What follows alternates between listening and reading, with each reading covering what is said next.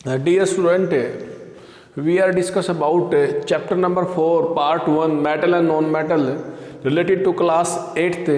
In this lecture, we cover about what is a element, atom, and metal and non-metals, physical property of a metal, chemical property of a metals, and finally usages of a metal and non metals. तो इस lecture के अंदर हम ये discuss करेंगे one by one. पहले हम element के बारे में बताएंगे, एलिमेंट क्या है। देखिए, एलिमेंट हो चाहे वो कंपाउंड हो, वो सब्सटेंस होते हैं। एलिमेंट यदि मैं एग्जांपल लेता हूँ तो आपका एलिमेंट मेटल भी हो सकता है, नॉन मेटल भी। आप आयरन को यहाँ पर एलिमेंट मान सकते हो, जिंक को मान सकते हो, कॉपर को मान सकते हो। ये आपके रूटीन की मेटल हैं, इन्हें हम सब्सटेंस कहते हैं। क्या कहते हैं? सब्सटेंस। एलिमेंट वे सब्सटेंस हैं जिसको हम केमिकल मेथड से, हीट से, लाइट से हम डिकम्पोज, उसको तोड़ सिंपल सब्सटेंस में तोड़ नहीं सकते। जैसे ये आपके सब्सटेंस हैं, इनके ऊपर मैं हीट अप्लाई करता हूँ, इनके ऊपर मैं लाइट अप्लाई करता हूँ। सनलाइट की बात है, ये आपकी बिजली है जिसको हम बोलते हैं इलेक्ट्रिसिटी। ये अप्लाई करने के पश्चात इसको हम do not convert into the simple substance, simple substance के अंदर कन्वर्ट नहीं कर सकते। यानी कि मान लीजिए ये लोहे की पहले एक रोड थी, आयरन, ये एलिमेंट, ये सब्सटेंस है, ये लोहे की रोड है, इस पे हमने हीट, लाइट, इलेक्ट्रिसिटी प्राप्त किया, अप्लाई किया, तो मान लीजिए इसका साइज छोटा हो सकता है। यहाँ पर इसका, ये लोहे की रोड का इसका साइज छोटा हो सकता है, लेकिन ये भी आयरन है, ये भी आयरन है, ये भी आयरन है। ठीक है, उसको हम और सिंपल शब्दों में नहीं तोड़ सकते। एलिमेंट वे सब्सटेंस होते हैं जिनको हम हीट से, इलेक्ट्रिसिटी से सिंपल सब्सटेंस में नहीं तोड़ सकते, उसे हम एलिमेंट कहते हैं। या हम कह सकते हैं इनको, हीट, इलेक्ट्रिसिटी, लाइट को केमिकल रिएक्शन की सहायता से, केमिकल रिएक्शन की सहायता से सिंपल सब्सटेंस में नहीं तोड़ सकते। ऐसे ये कॉपर है, मान लीजिए ये कॉपर है, ये आपका एलिमेंट है, इसी एलिमेंट को हम सब्सटेंस कहते हैं। इसके ऊपर हमने ये कंडीशन, केमिकल रिएक्शन की कंडीशन अप्लाई की, तो इसका मान लीजिए ये रोड थी कॉपर की, तो उसका अब साइज छोटा हो चुका है, लेकिन ये कॉपर का क्या है? एलिमेंट ही है। कॉपर का क्या है? एलिमेंट। ठीक है, कॉपर ही है, और कोई एलिमेंट इसमें, और कोई सब्सटेंस इसमें नहीं है। तो हम यदि एलिमेंट की डेफिनेशन की बात करें तो सिंपल सी बात है, एलिमेंट आर दो substance which can not be broken down into the simple substance with the help of a heat, electricity and light. Can not be convert, can not be broken down. ये जो आपका zinc है वो zinc ही रहेगा, उसको हम और आगे सिंपल वर्ड में नहीं तोड़ सकते, सिंपल सब्सटेंस में नहीं तोड़ सकते। तो यदि मैं एलिमेंट की एग्जाम्पल की बात करता हूं तो ये आपके जो तीनों एग्जाम्पल हैं ये मेटल से रिलेटेड हैं। कुछ एग्जाम्पल जैसे आपके कार्बन हो गया, कार्बन जैसे कोयला बोलते हैं, ठीक है। आपका सल्फर हो गया, ये नॉन मेटल है, ये मेटल है, लेकिन दोनों के दोनों सब्सटेंस हैं। दोनों के दोनों क्या है? सब्सटेंस। आपका एलिमेंट जो है उसका एक सिंबल होता है, जैसे ये लोहे का सिंबल है, ये जिंक का सिंबल है, ये आयरन, कॉपर का सिंबल है, जो कॉपर जो आपका रूटीन में बर्तन बनाने का काम आता है, उसकी हम बात कर रहे हैं यहाँ पर। तो हम फिर एक बार रिपीट कर रहे हैं, एलिमेंट क्या है स्टूडेंट? एलिमेंट आपका मेटल भी हो सकता है, नॉन मेटल भी हो सकता है, ये दोनों के दोनों आपके सब्सटेंस से रिलेटेड हैं। तो एलिमेंट वे पदार्थ होते हैं जिनको हम हीट की सहायता से, लाइट की सहायता से, इलेक्ट्रिसिटी की सहायता से सिंपल सब्सटेंस में नहीं तोड़ सकते। जैसे ये भी आयरन था, इसमें भी आयरन के एटम थे, यहाँ पर भी आयरन के एटम है, तो ये भी लोहा है, ये भी लोहा है। इसका जितना एटॉमिक नंबर है उतना ही एटॉमिक नंबर इसका है। Can not be convert into the simple substance known as a element. Simple शब्दों में बता दिया मैंने आपको एलिमेंट क्या है। ओके, ये जो रिएक्शन है, केमिकल रिएक्शन करे किसी सब्सटेंस के ऊपर हीट की सहायता से, लाइट की सहायता से, इलेक्ट्रिसिटी की सहायता से, इन्हें हम कंडीशन बोलते हैं। क्या बोलते हैं? कंडीशन। यानी कि सब्सटेंस के ऊपर कंडीशन अप्लाई करें, उसके बाद में वो सब्सटेंस सिंपल सब्सटेंस में नहीं टूटता है। Do not dissociate into the simple substance known as a element. ठीक है, हमारे पास पीरियोडिक टेबल है। पीरियोडिक टेबल के अंदर एलिमेंट पाए जाते हैं। एलिमेंट आपका डिवाइड कर रखा है, कुछ आपके जो सब्सटेंस है मेटल है, कुछ आपके सब्सटेंस आपके नॉन मेटल हैं। तो हमें यहाँ पर मेटल और नॉन मेटल के बारे में पढ़ना है। ये तीनों एग्जाम्पल आपके मेटल के हैं। आपका सोना, आपका Au सोना होता है, Ag आपकी चांदी होती है। Au ये सोना है, ये आपकी चांदी है। ओके, ये मेटल के एग्जाम्पल हैं। जैसे यहाँ पर आपका फास्फोरस, क्लोरीन, आपका ये फ्लोरीन, ये गैसें हैं, ये आपकी नॉन मेटल के अंदर आती हैं। Okay, carbon, sulphur, phosphorus, chlorine और आपका फ्लोरीन, ये वो सब्सटेंस है जो नॉन मेटल है। ओके, इसके बाद में स्टूडेंट आपका आता है अगला डेफिनेशन, एटम। एटम क्या होता है? देखिए, एटम जो है वो एलिमेंट का पार्ट है, इसका एलिमेंट का पार्ट है। ओके, जैसे आपका जो एलिमेंट है वो छोटे छोटे एटम से मिलकर बना हुआ है, उसी प्रकार के जैसे लोहे की रोड है तो यहाँ पर आयरन का एटम, आयरन का एटम, आयरन का एटम, आयरन का एटम, सो ये पूरी रोड जो इसको हम आयरन एलिमेंट कह दिया। ओके, एटम क्या होता है? The smallest particle of A element, यानी कि किसी भी एलिमेंट का जो स्मॉलेस्ट पार्ट होता है, smallest part of an element, element का छोटा जो हिस्सा होता है उसे हम एटम के नाम से जानते हैं। सिंपल सी बात है, ठीक है। एलिमेंट, लोहे के एटम मिल के एक पूरी रोड बना लेंगे, ठीक है, उसे हम एलिमेंट बोल दिया। एलिमेंट जो होता है ये पूरा एलिमेंट है, इसका छोटा हिस्सा, छोटा टुकड़ा, ठीक है, उसे हम बोलते हैं एटम। क्या बोलते हैं? एटम। अब एक बात नोट करें स्टूडेंट, ये लोहे की रोड है तो इसमें लोहे के ही एटम होंगे, इसमें जिंक के एटम और कॉपर के एटम नहीं होंगे। सेम काइंड्स ऑफ एटम्स, यानी कि मैंने यहाँ पर ये बताया कि एलिमेंट के अंदर सेम काइंड्स, एक ही प्रकार के एटम पाए जाते हैं किसी एलिमेंट के अंदर। जैसे सल्फर एक एलिमेंट है तो उसमें सल्फर के ही एटम है। गोल्ड Au से लिखते हैं, इसमें गोल्ड है तो गोल्ड के ही एटम है, गोल्ड एलिमेंट, गोल्ड सब्सटेंस के अंदर। ये चांदी है Ag, तो इसमें आपके चांदी के ही एटम है, इसमें कॉपर के नहीं मिलेंगे, इसमें लोहे के नहीं मिलेंगे। ओके, तो दूसरी डेफिनेशन हमने क्लियर कर दी स्टूडेंट, एटम किसे कहते हैं, डिफाइन एटम से। ठीक है, एटम क्या है? The smallest particle of an element, element का छोटा हिस्सा आपका एटम कहलाता है। एलिमेंट की डेफिनेशन बहुत इंपॉर्टेंट है। एलिमेंट वे पदार्थ होते हैं, वे सब्सटेंस होते हैं जिन्हें केमिकल रिएक्शन के द्वारा सिंपल शब्दों में, सिंपल पदार्थों में तोड़ नहीं सकते, डिवाइड नहीं कर सकते, सिंपल सब्सटेंस में कन्वर्ट नहीं कर सकते। वो केमिकल रिएक्शन हीट के माध्यम से, लाइट के माध्यम से, इलेक्ट्रिसिटी के माध्यम से होती है।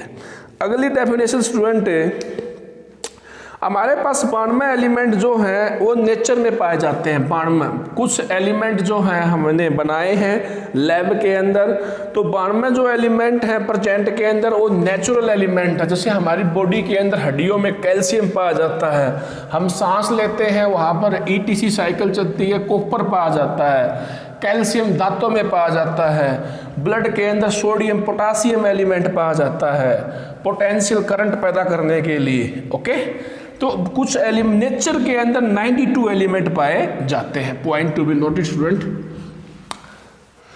ओके, आगे देखिए, कुछ एग्जाम्पल बताते हैं आपको स्टूडेंट मेटल और नॉन मेटल के, और उनके सिंबल बताते हैं।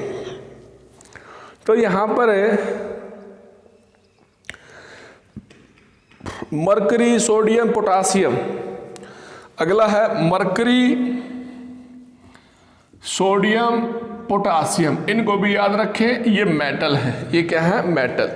इसमें कार्बन के बारे में थोड़ी डिटेल बताऊंगा। कार्बन को कोल भी कहते हैं, चारकोल भी कहते हैं, लकड़ी भी कहते हैं, चार को इसको डायमंड भी कहते हैं। जो आपका कार्बन है उसे हम इतने नाम से जानते हैं, ग्रेफाइट भी कहते हैं। ओके, यानी कि कार्बन जो है वो कोयला है, कार्बन लकड़ी है, कार्बन जो आपका डायमंड है।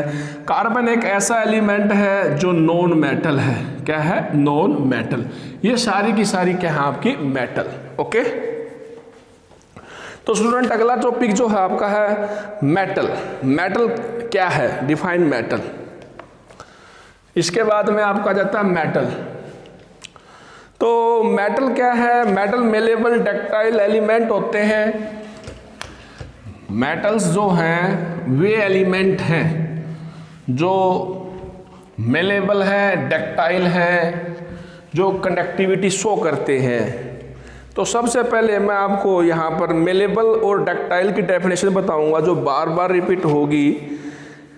मेलेबिलिटी,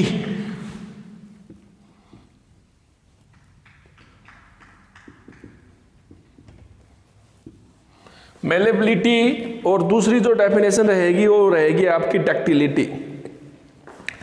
ठीक है, मैंने आपको अभी अभी बताया मेटल क्या है।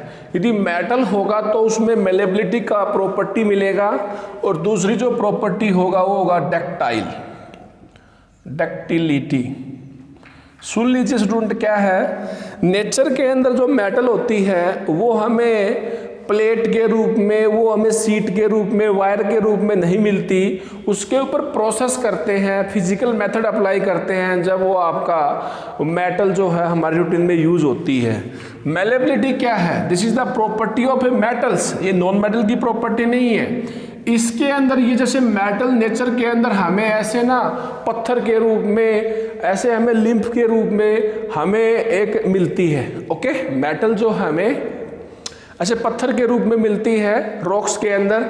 अब इसके ऊपर हम हैमर से चोट मारते हैं, हैमर से, हैमर मतलब हथौड़े से इस पे चोट लगाते हैं। जैसे ये मेटल जो नेचर के अंदर इस प्रकार के एक पत्थर के रूप में मिलती है, इस पे हैमर से हम चोट मारते हैं और इसको पतली पतली ऐसे सीट में कन्वर्ट कर लेते हैं, ऐसे पतली पतली थिन सीट में, थिन सीट के अंदर। तो मेलेबिलिटी क्या है, this is the property of a metal in which a metal can be convert into thin sheet with the help of A hammer. ऐसे हथौड़े से चोट मारेंगे, चोट मारने के पश्चात आपकी पतली पतली चादर बन जाएंगी। मेटल, इस एलिमेंट के इसी गुण को हम मेलेबिलिटी कहते हैं और ये मेटल का गुण पाया जाता है, ये नॉन मेटल का गुण नहीं है। ओके, प्रॉपर्टी नहीं है। डक्टिलिटी में क्या है स्टूडेंट, जो नेचर के अंदर, this is a natural metal, natural metal, ये नेचर के अंदर मिली हुई है, ये भी नेचुरल मेटल है। इसके अंदर हमने फिजिकल मेथड, फिजिकल प्रॉपर्टी की बात कर रही हैं, इसके अंदर हमने फोर्स लगाया, स्ट्रिचिंग, ऐसे खींच लिया उसको, स्ट्रिचिंग फोर्स हमने अप्लाई किया और इसको पतले पतले, this is A thin wire, क्या है ये, thin wire, thin wire, this is A thin wire, पतले पतले तार बना दिए। तो मेटल के अंदर हमने मेटल को कन्वर्ट कर दिया थिन वायर के अंदर, स्ट्रिचिंग अप्लाई करके, ऐसे उसको खींच के, ऐसे उसको खींच के, तो फोर्स अप्लाई किया, फोर्स जो आपका स्ट्रिचिंग फोर्स है। This is the property of a metal in which a metal can be convert into a thin wire with the help of a stretching, with the help of a stitching, that is known as a ductility.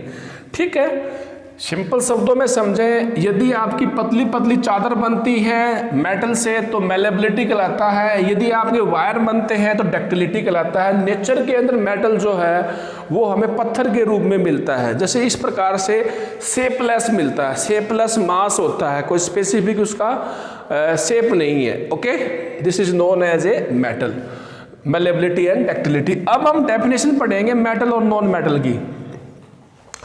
तो metal are the malleable and ductiles element, metal वे पदार्थ होते हैं जिसमें malleability का और ductility का गुण होता है। Okay, and which are a good conductor of a heat and electricity. Metals are the malleable and ductile element, metal are malleable, metal जो होंगी वो मेलेबल होंगी, डक्टाइल होंगी, and which are a good conductor of a heat and electricity.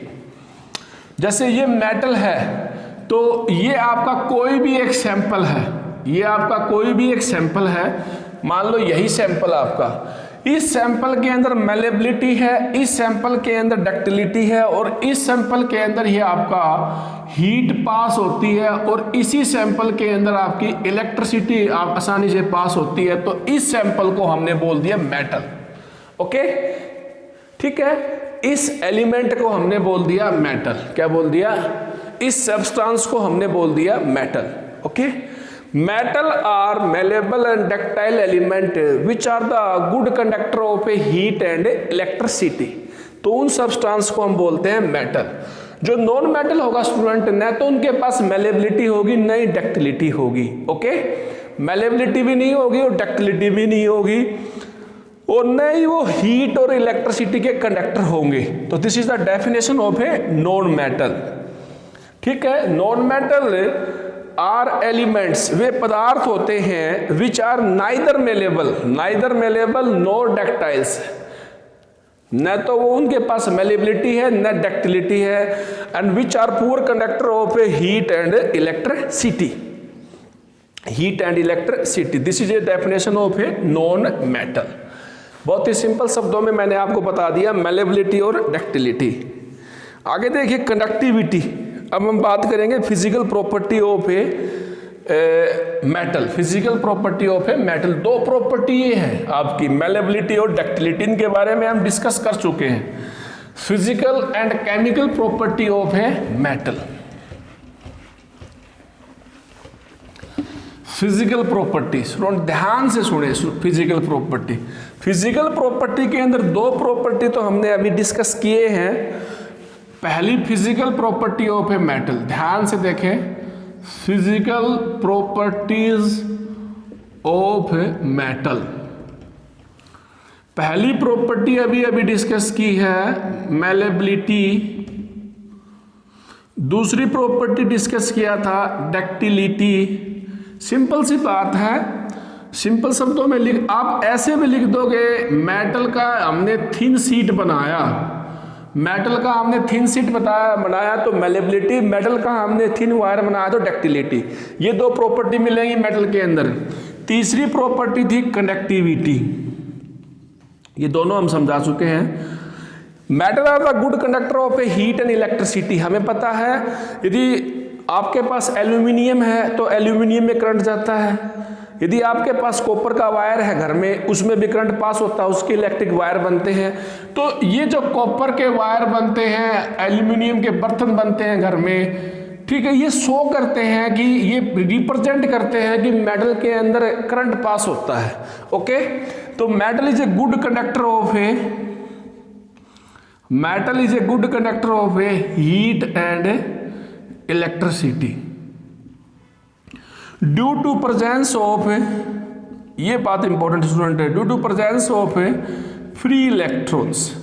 ये note कर लीजिए, free electrons, यानी कि इन तीनों के पास फ्री इलेक्ट्रॉन है, इसीलिए इनमें से हीट पास होती है, इसीलिए इनके अंदर से करंट पास होता है। फ्री इलेक्ट्रॉन जो घूमते रहते हैं, मोशन में रहते हैं ऑर्बिट के अंदर, ये आपके एलिमेंट हैं, इनके पास कक्ष होते हैं, सेल होते हैं, उनके अंदर फ्री इलेक्ट्रॉन मिलते हैं।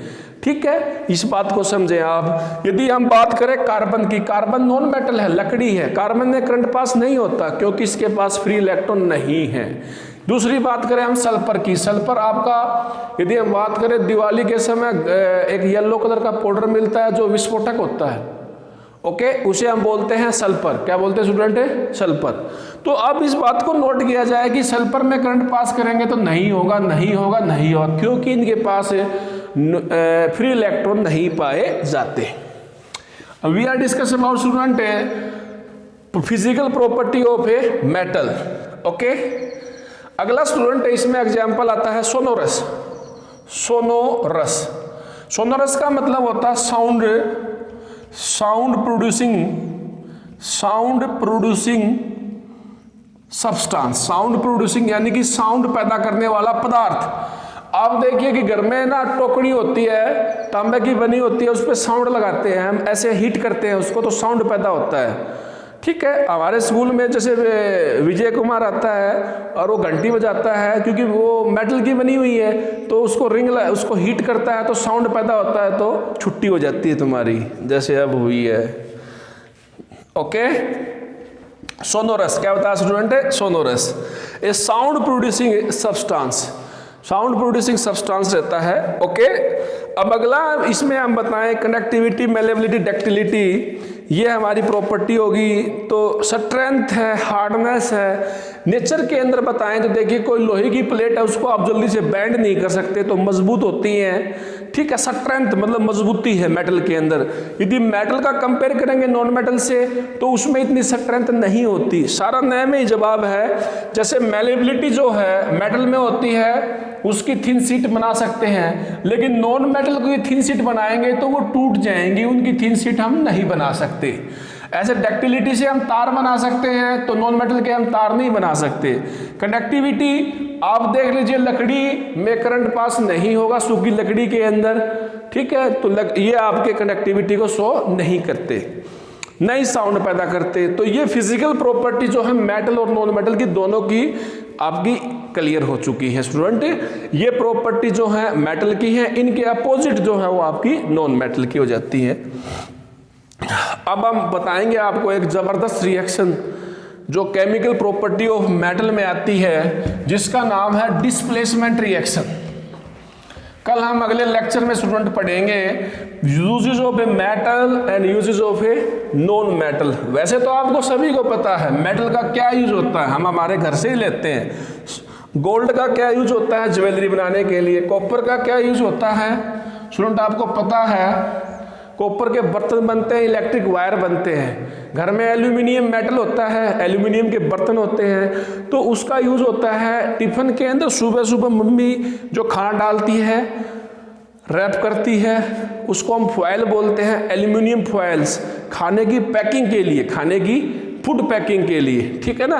ये तो मैंने रूटीन का बताया है। जैसे कॉपर के बर्तन होते हैं, एल्यूमिनियम के वायर बनते हैं, फूड पैकिंग में काम आता है। ये गोल्ड स्टूडेंट AU, गोल्ड को हम साइंस में सिंबल से लिखेंगे, बच्चे लिखते हैं AG। AG is related to चांदी, silver, this is a silver, okay. थोड़ा याद रखना स्टूडेंट इनको, ये सिंबल है साइंस के हमारे एलिमेंट के, कॉपर, एल्यूमिनियम, गोल्ड और आपका ये हो जाएगा सिल्वर, ओके स्टूडेंट।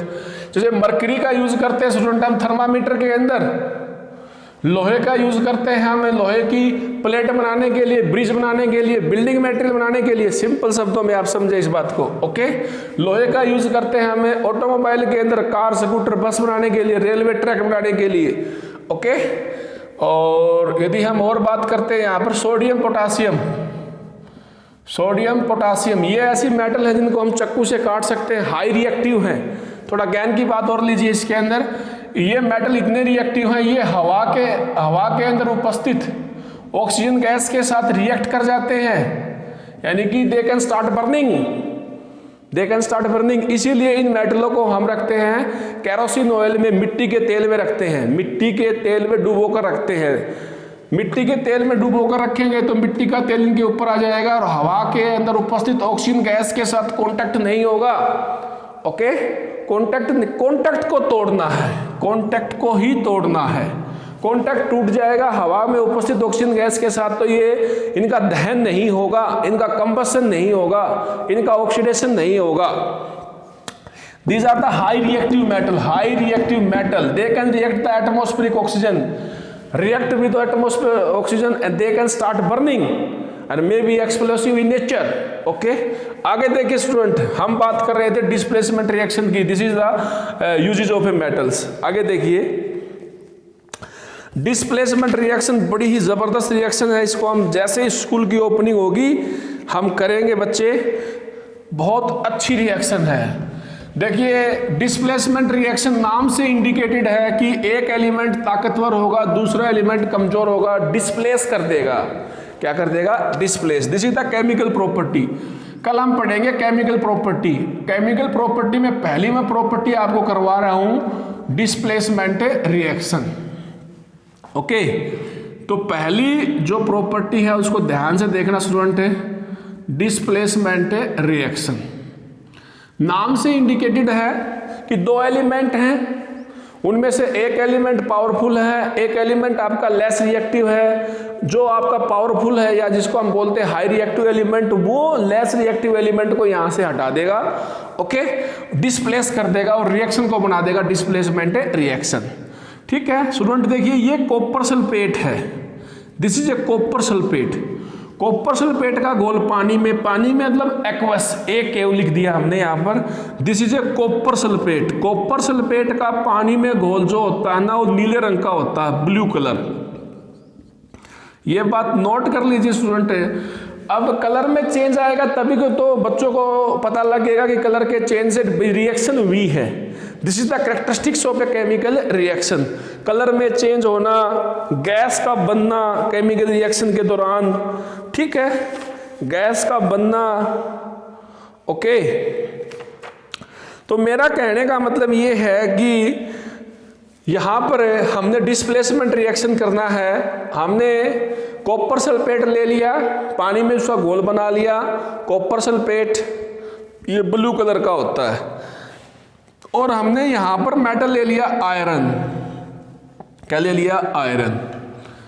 ओके, अब मेरा कहने का मतलब है कि ये जो एलिमेंट है मेटल है, और इस कंपाउंड के अंदर, सुनना इस बात को ध्यान से, इस साल्ट के अंदर ये जो मेटल है ये ज्यादा रिएक्टिव है, ये कम रिएक्टिव है। इसको ये यहां से हटा देगी, तो पहले कॉपर सल्फेट था वो बन जाएगा फेरस सल्फेट, और अब यहां पर आ जाएगा आपका कॉपर। ओके, इसने इसकी जगह को ले लिया, डिस्प्लेस कर दिया। अब ये एक्वस था तो ये एक्वस रहेगा, ये कॉपर नीचे जमा हो जाएगी, एस मतलब सॉलिड नीचे जमा हो जाएगी। अब इसको बिकर में ले लेते हैं स्टूडेंट। ध्यान से सुनना, ये कॉपर सल्फेट का घोल था, इसमें ये जो रोड थी ये लोहे की थी। ओके, ये कॉपर सल्फेट का जो घोल था ये ब्लू कलर का था, ऊपर हमने लोहे की इसमें रोड डाल दी। ये आपकी रोड जो है इसमें आयरन एलिमेंट है, एटम है, वो एलिमेंट इस घोल में कॉपर को हटा देगा। तो कुछ टाइम के बाद में ये जो घोल है ये बन जाएगा आयरन सल्फेट। क्या बन जाएगा? Iron sulphate, ferrous sulphate. अब कहने का मतलब मेरा ये है कि पहले मान लो इस प्लेट का भार था 10 ग्राम, अब ये कुछ प्लेट इसमें घुलेगी तभी तो ये कॉपर सल्फेट से आयरन सल्फेट बनेगा।